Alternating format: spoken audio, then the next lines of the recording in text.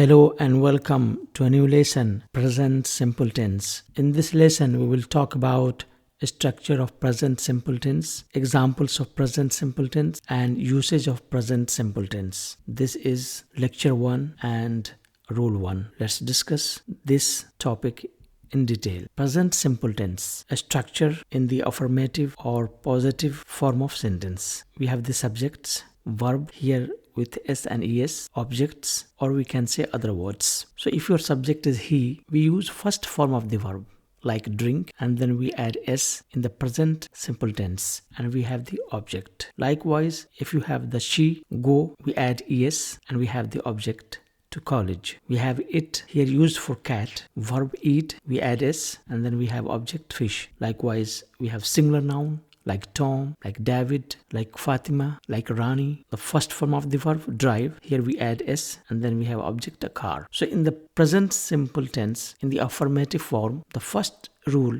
says if your subject is he, she, it and singular noun, we add s and es at the end of the verb in the first form, and then we have object. Now let's see the examples. He drinks juice, she goes to college, it for cat, eats fish, Tom drives a car. Continue our discussion. Structure of present simple tense in negative form of sentence. In the negative, we have the subjects, but we add does not or doesn't with first form of the verb, and we have objects or other words. If you have he, we use doesn't, or you can also say does not, but the short form doesn't. And then first form of the verb drink, and we have the object juice. Likewise, she doesn't go to college. It for cat here, doesn't, and the first form of the verb eat fish.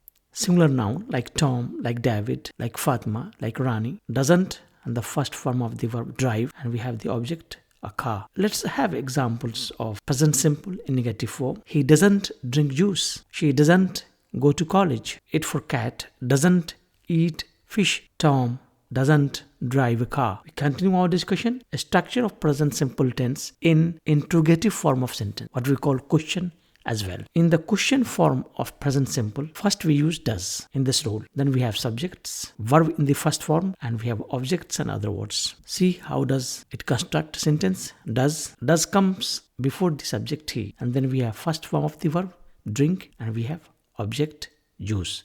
Likewise, does she go to college? Then we have does it here for cat, eat, then we have object fish. Like we have does, we have the subject Tom here at this moment, drive, verb in the first form, and we have object. So what we notice in the question form is that we use does before the subjects, and after the subjects we use verb in the first. Let's have examples of interrogative sentence like does he drink juice? Does she go to college? Does it for cat here eat fish? Does Tom drive a car? We continue to discuss more about interrogative sentence but with question words like why, when, how, where, what, who. So when we start interrogative sentence with such question words, the structure will be like this. Examples: why does he drink juice? So all question words will come before does. Likewise, when does she go to college? How does it for cat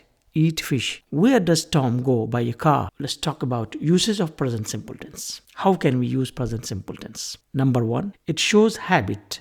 For example, he always goes to school. This sentence shows habit, that every day he does the same work. She cooks food every day. It shows habit. Tom usually talks to his friend. It for machine here moves well. So all these sentences show habit, a regular pattern of action every day in the same manner. This is the first use of present simple tense. Now let's talk about usage of present simple tense. And the second point is it shows permanent, universal truth. The truth which you cannot change. The truth which is accepted universally by people, globally by people. How? Let's see examples. Water boils at 100 degrees Celsius. It is a scientific fact. It is a permanent truth. It is universally acknowledged. Therefore, present simple tense. And most of the scientific types of sentences and thoughts are expressed in present simple tense.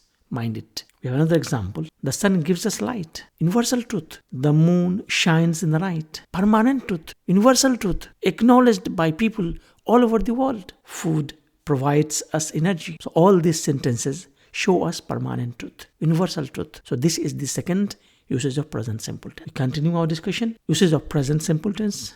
And we have third point. It shows future action. Well, we say present simple tense, but it does also convey meaning, convey action in future. When the action is scheduled, when the action is planned. How? Let's see the examples. The final exam starts from next week. Future, because the plan is scheduled. The plane arrives at 3 a.m. tomorrow. About future, not at the moment. So present simple tense may also convey meaning in future. Another example, the train leaves in 10 minutes.